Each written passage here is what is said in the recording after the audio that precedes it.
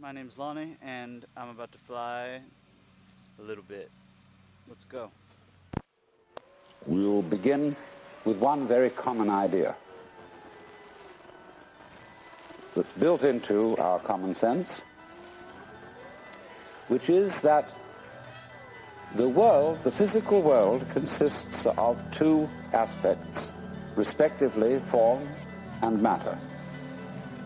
This was foisted on us by Aristotle and also by the Bible, because it is said that God created man out of the dust of the earth and, as it were, made a figurine in his own image and then breathed the breath of life into its nostrils so that this form of clay became a living being.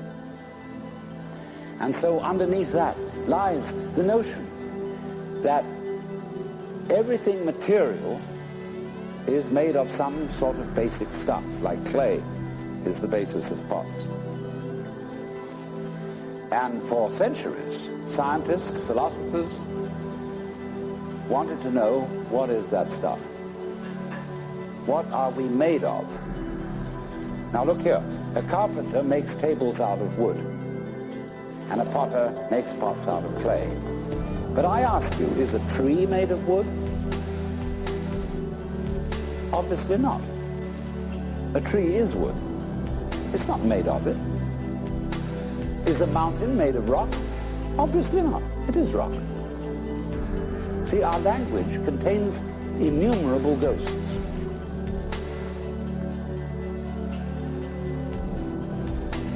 Supposing I say, the lightning flashes. Surely the flashing is the same as the lightning. There is not one thing called lightning and another called flashing.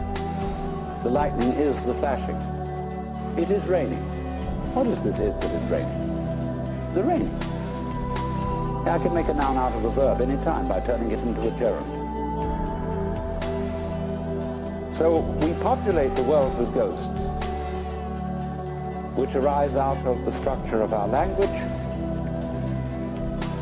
and thus, therefore, of the structure of our thinking, because we think in language or in figuring in numbers.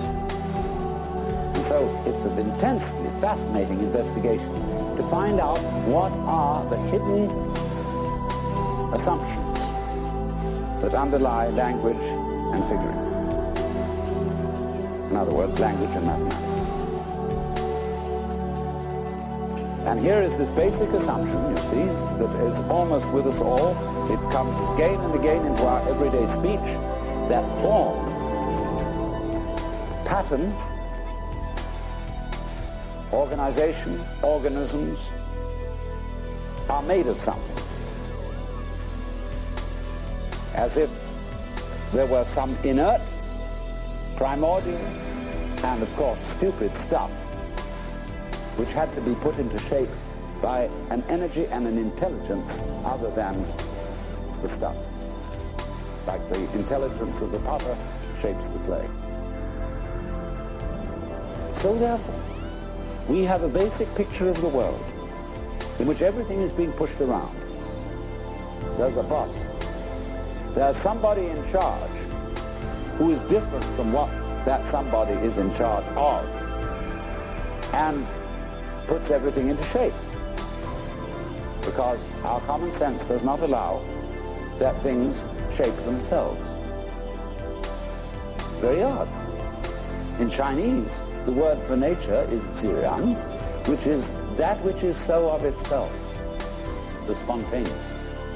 Chinese have no difficulty in thinking about nature as self-shaping. A Chinese child would not ask its mother, how was I made? It would ask its mother, how did I grow? Which would be quite different. So to be made is to be commanded, and therefore every good being obeys. Whether you obey God, or whether you obey the laws of nature, you obey. And the analog, therefore, of the world that has been put into our common sense is one of military command. Note that. Because the image of God, I would go further and say the idolatrous image of God, which has been handed down to us, is one of the beneficent tyrant, the boss. Big Papa.